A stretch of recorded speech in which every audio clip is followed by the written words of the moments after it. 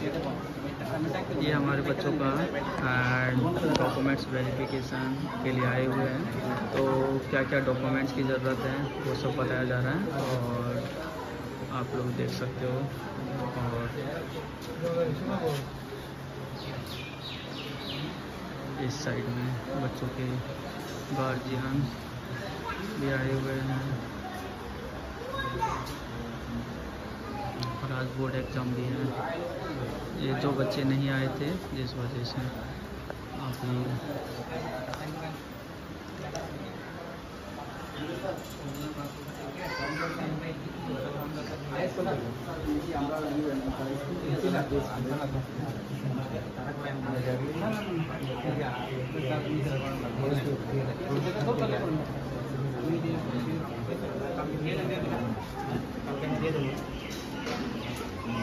dokumen komplit lagi lah orang itu pertama tu ini saja.